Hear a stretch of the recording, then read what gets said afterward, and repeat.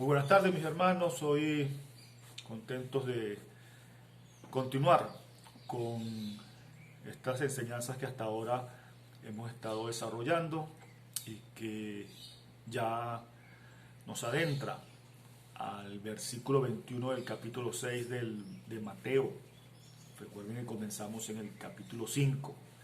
Estamos en el contexto del Sermón del Monte y en la tarde de hoy vamos a estar hablando acerca del versículo 21 de Mateo 6, que dice: porque donde esté vuestro tesoro, allí estará también vuestro corazón. Recuerden que la semana pasada estuvimos hablando, el martes pasado, estuvimos hablando acerca de hacer tesoros en el cielo, que el Señor les estaba indicando a los oyentes de su sermón que hicieran tesoros en el cielo, y le daba las razones, ¿verdad? Porque evitaban que estos se perdieran acá, dando la lección clara de que lo que debemos buscar es lo eterno, no lo temporal, de que debemos dedicar nuestra vida a las cosas del reino del Señor, del reino eterno, no de la vida temporal acá en la tierra. Y ese mandato del Señor, ¿verdad?, nos insta a eso. Ahora, antes de entrar en el análisis de este versículo de Mateo 6:21, se habla acá de tesoro. Y en la lección anterior también hablamos de tesoro, ¿verdad? Ahora, es bien interesante la siguiente secuencia que encontramos en la Biblia con respecto al tesoro. Sabemos que un tesoro es algo de mucho valor, pero en la Biblia hay muchas referencias que lógicamente involucran esta idea de tesoro como algo de mucho valor, pero con unas particularidades bien interesantes. Y comenzamos desde el Éxodo. En Éxodo 19:5 dice: ahora pues, si dieres oído a mi voz y guardaréis mi pacto, vosotros seréis mi especial tesoro sobre todos los pueblos, porque mía es toda la tierra. Vemos a Dios, dueño de toda la tierra, diciéndole a un pueblo que si le seguía, al pueblo de Israel, que si le seguía y si guardaban ese pacto que él estaba haciendo con ellos vendrían a ser su especial tesoro. Como siempre hemos dicho, hay situaciones que son específicas y dadas al pueblo de Dios en ocasiones específicas, históricas determinadas, pero que de allí podemos sustraer los principios y lecciones aplicables a nuestra vida actual. Porque, como hemos dicho siempre, ¿verdad?, el nuevo Israel de Dios somos nosotros, su pueblo cristiano, aquellos que hemos creído en Él. Y fíjense que el Señor les decía a ellos: si ustedes oyen mi voz y guardan este pacto, ustedes van a ser mi especial tesoro. Nosotros como iglesia del Señor somos su especial tesoro. Recuerden que somos su novia y que Él va a venir por su novia. Somos algo especial para el Señor. Somos algo que tiene mucho valor. Y el Señor aquí lo compara con precisamente esa idea del tesoro. Somos un tesoro para el Señor. Esa exclusividad y valor que Dios nos da para ser y llegar a ser su tesoro especial. Deuteronomio 28, 11 al 12 dice: y te hará Jehová sobreabundar en bienes, en el fruto de tu vientre, en el fruto de tu bestia y en el fruto de tu tierra, en el país que Jehová juró a tus padres que te había de dar. Te abrirá Jehová su buen tesoro, el cielo, para enviar la lluvia a tu tierra en su tiempo y para bendecir todas las obras de tus manos. Y prestará a muchas naciones y tú no pedirás prestado. Allí el Señor está hablando del pueblo de Israel. ¿Dónde quiero hacer yo el énfasis acá? En esta expresión: y abrirá el Señor su buen tesoro, el cielo. Y fíjense que cuando uno lee todo el capítulo y todo el contexto, lógicamente hoy no lo hacemos por cuestiones de tiempo, ¿verdad?, vemos que lo que enseña el Señor acá no es que Él iba a enviar del cielo a todo así como milagrosamente como hizo con el maná, Él podía hacerlo. Pero no era la idea, o no es la idea en este pasaje, sino que Él dará, Él bendecirá todo el trabajo de sus manos. Lógicamente, ahora bien, hay un requisito. Él viene hablando de que si ustedes se someten a todo este pacto, a toda esta ley que yo les doy, a todos estos ordenamientos, a todos estos mandatos, yo voy a hacer esto, dice el Señor. Y los voy a bendecir, lógicamente. Pero es bien interesante cuando el Señor dice, te abriré mi buen tesoro. O sea, el Señor tiene un buen tesoro, como todas las cosas son buenas. El cielo. Entonces, recordemos que Él nos manda a hacer tesoros en ese cielo. O sea, allí donde Él tiene sus riquezas, donde Él tiene todo, allí nos manda a hacer el tesoro. Y recordemos cómo se hace ese tesoro, ¿verdad? Recordábamos que la semana pasada lo veíamos y aprendíamos que era dando al necesitado, dando al pobre, al menesteroso, dando de nosotros para los demás, dando de nosotros todo para nuestro prójimo. Así hacemos nosotros tesoros en el cielo. Es una correspondencia del bien. Si nosotros hacemos el bien, el bueno, son buenas obras, Él igualmente hacia nosotros va a dar algo bueno, porque no puede salir algo malo de algo bueno, sino siempre bueno de algo bueno. Y de ese buen tesoro el Señor nos va a dar. ¿Qué es lo que está realmente dándonos al Señor? Lo que nosotros estamos dando. O mejor dicho, nosotros estamos dando y vamos a dar lo que el Señor nos da. Él siempre va a suplir para todo. Y va a dar bendición al trabajo de las manos. Es bien interesante que podemos ver en el Nuevo Testamento una referencia bien acorde con esto, que el apóstol manda a trabajar con nuestras manos para tener con qué dar al necesitado. El Señor siempre va a bendecir el trabajo de nuestras manos, siempre y cuando nosotros estemos en Él, cumplamos sus mandamientos y demos para los demás. Todo el bien que podría venir al hombre o tener el hombre viene del Señor. Ese es otro principio que aprendemos acá en este versículo que acabamos de leer. Nada hay que tú tengas o que nosotros tengamos que podamos considerarlos y decir que es por nuestras propias fuerzas, que es por nuestro emprendimiento, que es por nuestra capacidad. No, el Señor es quien nos da todas estas cosas. Él es quien abre y nos da de bien, que abre su buen tesoro y nos da el bien a nosotros, y no es por nuestras fuerzas. Eso tenemos que tenerlo presente y reconocerlo siempre. Bien interesante que veamos esas ideas del tesoro. ¿Okay? Vemos también en Josué 19, 6-19, donde dice lo siguiente: mas toda la plata y el oro y los utensilios de bronce y de hierro sean consagrados a Jehová y entren en el tesoro de Jehová. Aquí aparece por primera vez esta idea del tesoro de Jehová. ¿En qué consistía esto? Bueno, en estas palabras que acabo de leer, se está describiendo que cuando el pueblo de Israel derrotó al pueblo de Ai, recuerden que ese pueblo de Ai les causó a ellos una derrota por ellos haber pecado. Todas estas cosas, todo esto que recogieron, todo este oro, todo estas...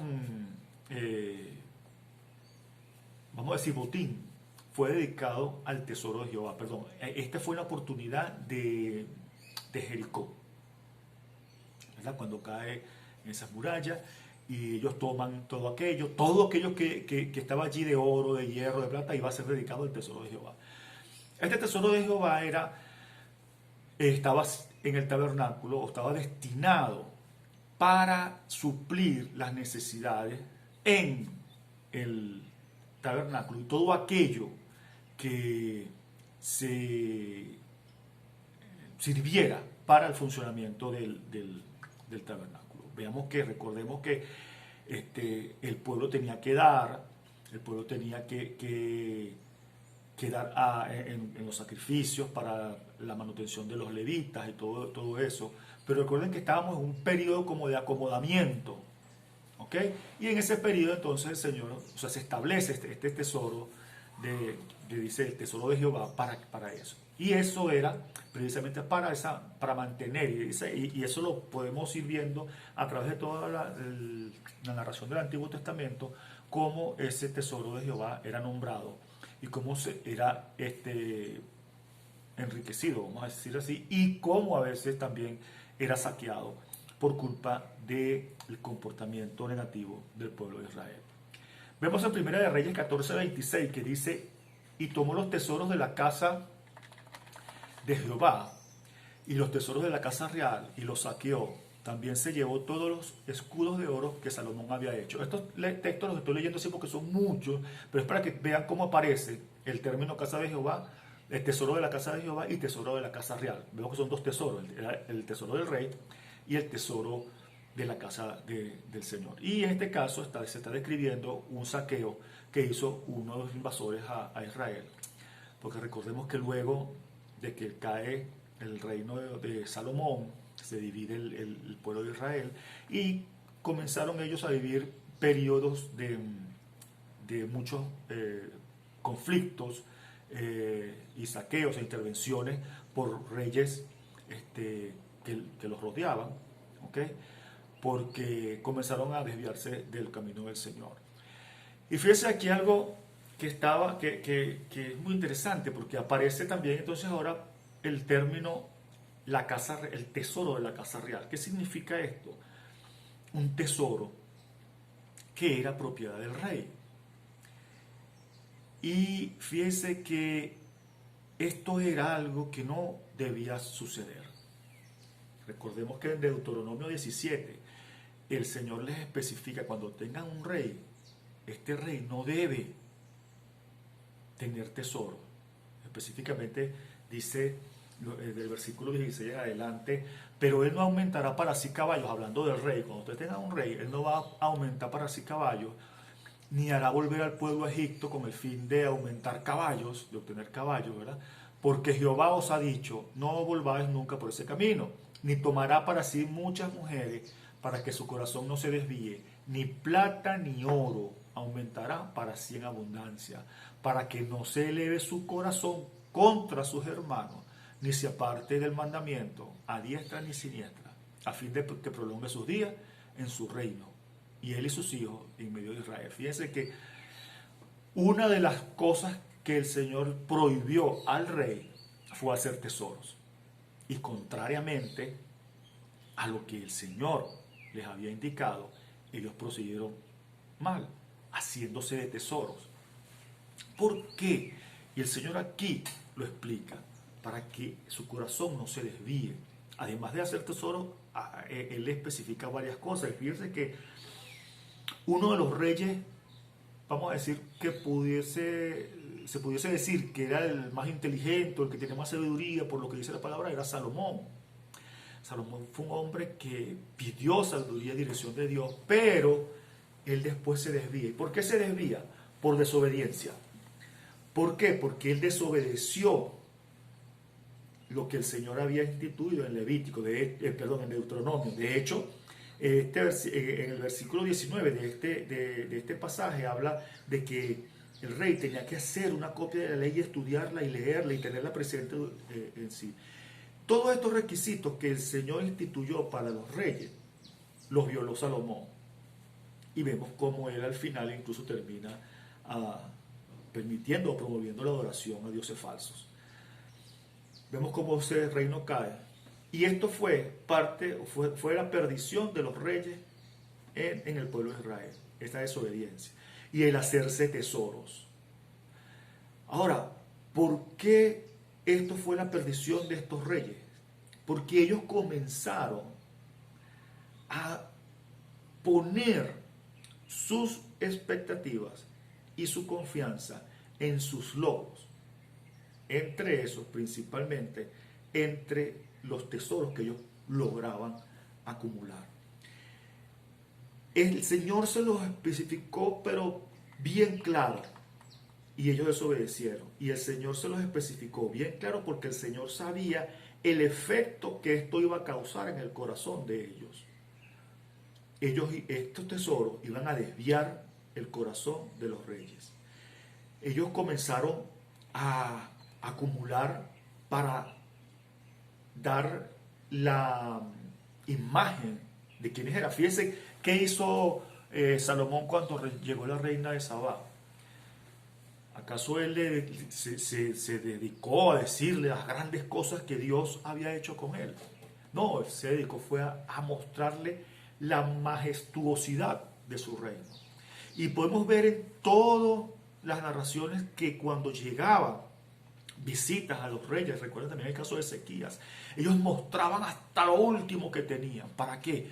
Para dejar impresionados a quien los visitaba, para hacer alarde de lo que tenían. Y una vez más, los tres principios o los tres aspectos en los cuales el enemigo siempre ha atacado al hombre se vuelven a hacer manifiestos.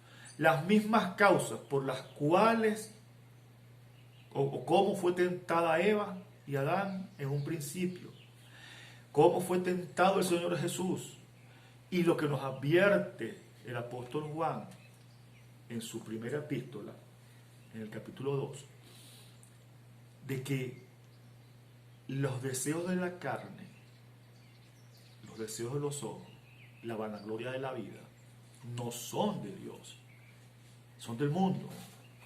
Y estos tres aspectos siempre han llevado al hombre por el barranco.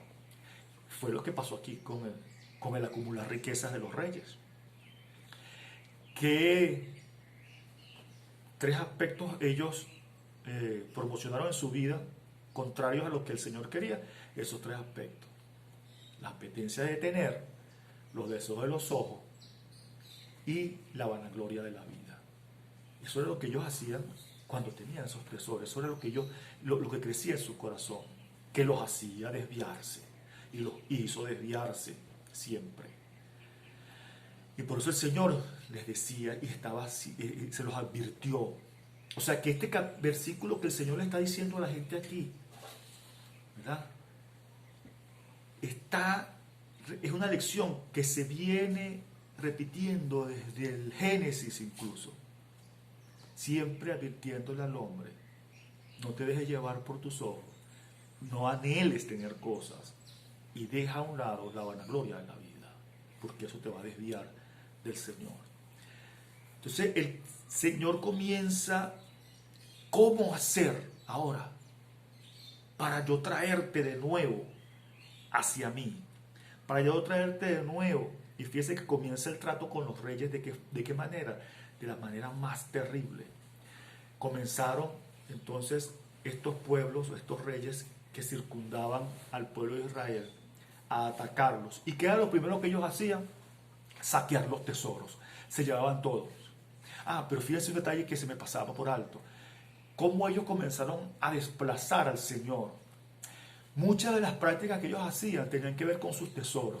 Por ejemplo, cuando llegaba un rey, un pueblo enemigo, a acercarlos, ¿qué hacían ellos? En lugar de buscar al Señor y pedir que, como siempre, el Señor había obrado, que el Señor siempre los había salvado, y ellos, en lugar de recurrir a esa fuente de salvación que era el Señor, comenzaron a confiar en sus tesoros, y entonces enviaban presentes de sus tesoros a los reyes que los venían a atacar, o le enviaban presentes de esos tesoros para hacer alianzas con otros reyes para defenderse, en lugar de buscar al Señor, que era quien los había defendido por siempre. Ellos, pensando en la riqueza que tenían en ese tesoro, poniendo su corazón en ese tesoro, ponían su confianza allí y desplazaban al Señor. Entonces, por eso es que comienza el Señor a darle la lección. Y leemos en Jeremías 25: entregaré a sí mismo toda la riqueza de esta ciudad, todo su trabajo, todas sus cosas preciosas, y daré todos los tesoros de los reyes de Judá en manos de sus enemigos, y los saquearán y los tomarán y los llevarán a Babilonia. Esta es una profecía que podemos ver múltiples advertencias en todos los profetas hacia los reyes, y esta era la advertencia que les hacían. Y era el castigo final que sucedía. Ellos eran saqueados. Era como el Señor diciéndoles, ahora, ¿qué vas a hacer? Que no tienes nada con qué negociar, que no tienes nada que ofrecer, con que no tienes nada para ti. Y entonces parece mentira, pero ellos no aprendían la lección. Porque ellos, después de quedar saqueados, buscaban al Señor. El Señor los restablecía, los perdonaba, los defendía, los liberaba del enemigo. Y ellos comenzaban entonces a hacer otra vez riquezas. Y cuando venía una situación parecida, de la cual el Señor ya los había librado, ellos en lugar de proceder en la búsqueda del rostro del Señor, se iban confiando detrás de su riqueza. No aprendían la lección, a pesar de que el Señor se los advertía, y lo vemos muy recurrentemente en todos los libros proféticos, como el Señor, y en la historia del pueblo de Israel, como el Señor les llamaba la atención, pero ellos no aprendían esta lección. En todas estas profecías se repite, ¿verdad? Dios quitando tesoros a los hombres para que traten de aprender, que tienen que confiar en Él, y los hombres resistiéndose a aprender esta lección. Mateo 13:44 dice, además el reino de los cielos es semejante a un tesoro escondido en un campo, el cual un hombre halla y lo esconde de nuevo, y gozoso por ello, va y vende todo lo que tiene y compra aquel campo. Antes de hacer el comentario que voy a hacer sobre este texto, que tiene que ver con el valor de ese tesoro que el Señor nos manda a hacer en el cielo, y en el cual nos manda a que pongamos nuestro corazón, es el siguiente, que estas cosas sucedían a estos hombres porque ellos desobedecían y ponían su esperanza en esos tesoros. Y esa conducta no es exclusiva de esas personas de esa época, es exclusiva del hombre. Y al igual entonces se repite actualmente. Y comenzamos nosotros a tener la misma conducta de esos reyes. Comenzamos a tener la confianza puesta en lo que tenemos, en lo que es tangible, en lo material y lo que como humanos consideramos que puede darnos una seguridad.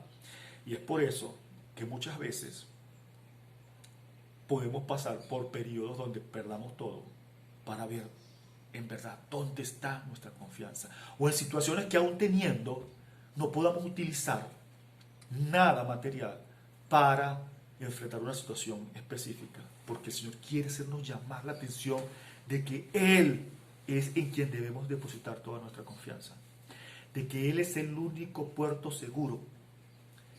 Y entonces así, cuando somos privados de muchas cosas, quizás el Señor nos está diciendo, recuerda que yo soy el que te voy a suplir, yo soy el que te voy a sanar, yo soy el que te doy esto.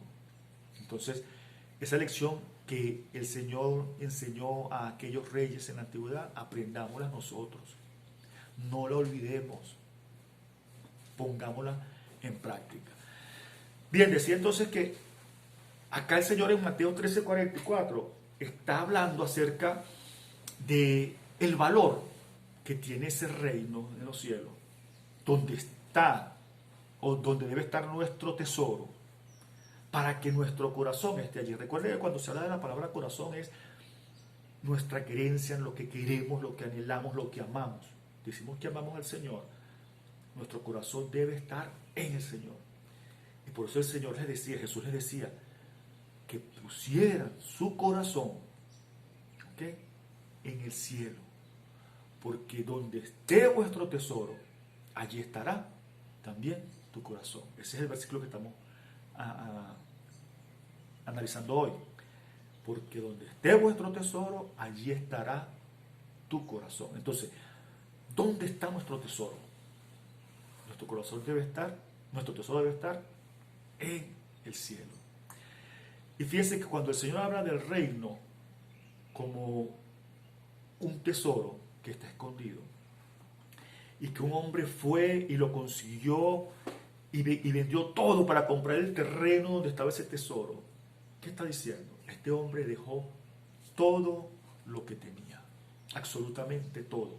Él también lo compara con esa perla de gran precio, que un mercader vendió todo lo que tenía, se desprendió de todo para lograr tener esa perla. Entonces, ¿qué nos está diciendo el Señor aquí? Un dato muy importante.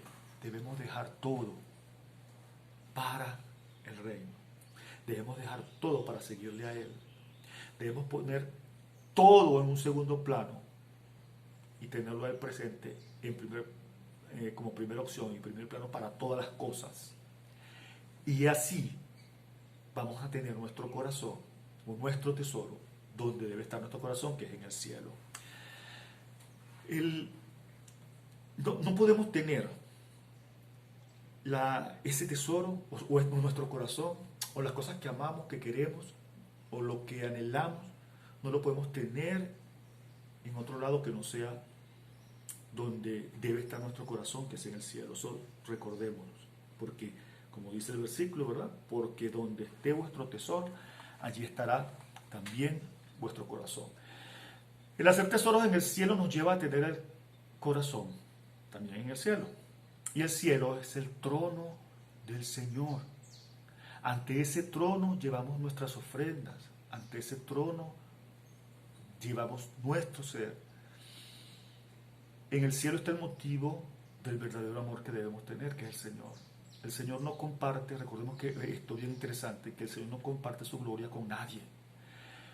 Él nos quiere como una exclusividad absoluta, porque Él es celoso. Recuerden Éxodo 34:14, porque no te has de inclinar a ningún otro Dios, pues Jehová, cuyo nombre es celoso, Dios celoso es. Es un Dios que quiere de nosotros todo, en exclusiva. El Señor demanda de nosotros una absoluta fidelidad, incluso hasta con el producto de su amor hacia nosotros. Muchas veces cometemos errores y llegamos a portarnos como el pueblo de Israel, ¿verdad? Que con ese fruto de ese amor, de esa provisión, nos vamos detrás de otros dioses, o hacemos dioses con esa provisión que el Señor nos da en su amor. Jesús, sabiendo esta conducta, Él advierte que hacia dónde entonces debemos enfocar toda nuestra atención y todo nuestro amor, que es hacia el Señor. Allí donde esté nuestro corazón, o que querramos que esté nuestro corazón, entonces debemos poner el tesoro. Hacer tesoros en el cielo, donde esté el Padre, y vemos que el escritor de Mateo nos dice que tengamos con anterioridad, ¿verdad? Que hagamos entonces esos tesoros en el cielo.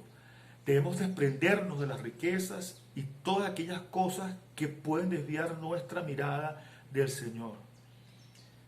Cuando hacemos eso, nuestro corazón queda libre para llegar entonces hasta donde está el tesoro que se acumula, que es el cielo, donde está el Padre. Debemos aprender lo que nos dice el Evangelio de Lucas, que nos enseña que no podemos dividir nuestro corazón. Y esto es algo muy importante, porque en nuestro corazón no debe haber espacio para dos amores. Y el Señor nos advierte en su palabra que ningún siervo puede servir a dos señores, porque o aborrecerá a uno y amará al otro, o estimará al uno o menospreciará al otro. Vemos que debemos una atención y una dedicación exclusiva solamente al Señor. Y todo aquello que pueda perturbar, todo aquello que pueda entrometerse en esa relación, debemos desecharlo, porque Él quiere esa exclusividad de nosotros hacia Él. Y fíjense que no estamos hablando únicamente de riquezas, porque cuando hablamos de esta relación y de dónde colocar nuestro corazón, podemos estar hablando de otras cosas también. Podemos estar hablando de trabajos, podemos estar hablando incluso de relaciones.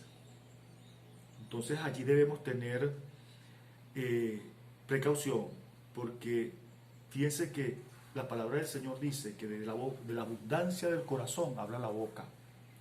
Y muchas veces oímos expresiones que llaman la atención, porque quizás en las primeras de cambio no signifiquen tanto como lo que dice la palabra, que se dice, pero que debemos tener precaución porque esto va creciendo y les explico. Muchas veces oímos personas diciendo, ay, yo amo el pollo asado, ay, yo amo un refresco bien frío. Eso lo que significa es que a las personas les gusta mucho eso. Pero cuando comenzamos a decir ese tipo de expresiones sobre cosas que vemos que son más importantes en la vida para aquellas personas, esto comienza a complicarse. Yo adoro estar en mi casa, yo adoro mi carro, tan chévere. Ya podemos ir sospechando que hay un lugar en el corazón de esa persona que ocupa ese bien. Y más aún cuando comenzamos oímos expresiones como mis hijos son mi todo, mi sol, mis hijos son el amor de mi vida. Pensemos un momento, ¿y acaso eso no es lo que pide el Señor de nosotros? Y con esto no estoy diciendo que no querramos a nuestros hijos, sino que en verdad esa palabra es una realidad en la vida de muchos. Y resulta que el Señor demanda una exclusividad de ese corazón hacia Él. O podemos olvidar las palabras del mismo Jesús diciéndole que aquel que no es capaz de dejar a padre, hermano, hijo, no es digno de Él. Es fuerte, pero en realidad nuestro corazón debe ir en exclusividad hacia Él. Y fíjense que hay algo bien interesante. Cuando nosotros amamos más al Señor, cuando amamos más al Señor, es una demostración de que amamos a nuestra familia. ¿Por qué? Porque ¿quién puede amar más a mis hijos que el Señor? Yo no puedo amar más a mis hijos que el Señor. El Señor es todo amor. Él los ama más. De hecho, Él ha hecho cosas por mis hijos que yo quizás no estaría dispuesto a hacer. O que yo en mi humanidad no las podría hacer. Y solamente el Señor las puede hacer. Eso es una demostración de que Él ama más a mis hijos, a mis padres, a mis familiares, a mi esposa, a todos mis seres queridos. Y los ama muchísimo más que yo. Por eso entonces yo puedo estar confiado y buscar que en mi corazón esté presente más el Señor que ellos. Amarle más a Él. Si nosotros en verdad pensamos o creemos que podemos amar a alguien, amemos primero al Señor. Y en el Señor amaremos mucho más. Así que cuando digamos este tipo de expresiones, detengámonos un momento y analicemos. En verdad es así, porque si es así, entonces estoy sacando de mi corazón al Señor y dándole el lugar a otra persona, o a una persona, mejor dicho. Y el Señor demanda de nosotros es que le amemos con todo el corazón, porque Él lo pidió, ¿verdad? Que le amáramos con todo el corazón, con toda nuestra mente, con todas nuestras fuerzas, con todo lo que somos. Y es allí donde debemos entonces analizar y tenerlo presente, que Él nos demanda esa exclusividad y nos demanda esa calidad de amor. Y debemos entonces obedecer y accionar en dar al Señor el lugar que Él merece en nuestros corazones. Porque recuerden que donde esté nuestro tesoro, allí estará también nuestro corazón. Entonces, ¿dónde debe estar nuestro tesoro? ¿Y qué debe ser ese tesoro? El Señor. Y ese tesoro debe estar allá, en los cielos. Así entonces estará nuestro corazón también allí con el Señor. Dios me lo bendiga, mis hermanos, y espero que estas palabras puedan quedar en su mente y ser analizadas y ser internalizadas y puestas en prácticas por siempre. Dios me lo bendiga.